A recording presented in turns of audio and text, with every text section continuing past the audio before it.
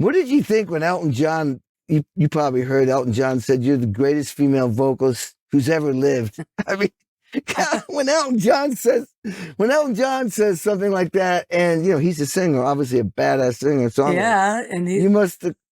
he's like one of the singers that I learned off of. Oh, By listening to wow. him.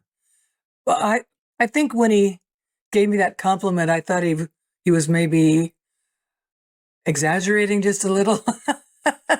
he But wasn't. but it meant so much to me. It really did. Yeah. It just meant so much. Well, especially because he was your hero. Yeah, and getting little attaboys from your boss, they mean a lot. They really do. It really does. I mean, I got to work with him. I actually was asked to go on tour with him, but I wasn't ready to leave John Mellencamp yet. And that was one of my thoughts in my head, like, to do the right thing? Shit. Oh. But anyway. I'll bet that was during the time when Nigel wasn't with him, right? Exactly. Yeah. That was when Nigel wasn't. So you know what would have happened? Eventually Nigel would have come back. Yes. And so I got this great story. I don't know if you know this. So we did the Kennedy Center Honors. Well, I didn't play with you, but I was on that iconic Led Zeppelin. They were honoring Led Zeppelin at the Kennedy Center Honors. So check this out.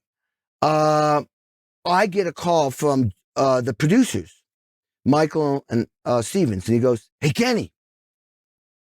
Well, first of all, I called him up or left a text him and said, I hadn't heard from him, and it was August. I thought, oh my God, I hope I'm doing Kennedy Center Honors. And I said, dude, what's going on? He says, hey, dude, are you ready to rock and roll with a black dog? And I went, oh my God, he doesn't mean Led Zeppelin. I went, are you talking about Led Zeppelin? I went, that's right.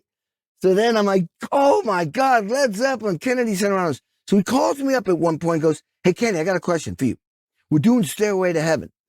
Who do you think would do it better, Beth Hart or Hart? I went, well, Beth Hart's amazing, but you got to get Hart. You got to get Hart. They are Zeppelin on steroids. You got to get Hart. Wow. Make the phone call.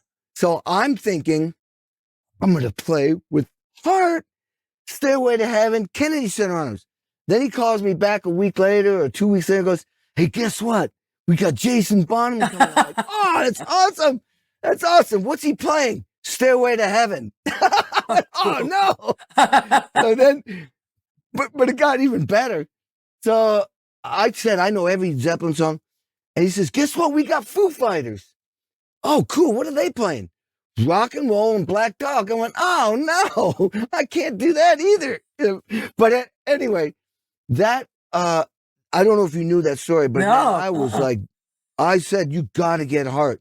You got to get Hart on so many levels. And it was amazing. And that also, then didn't that create a relationship between Jason Bonham touring and opening up for you guys? later on? Yeah, we actually, right around that same time, he actually came on stage with Hart, with, what's his name?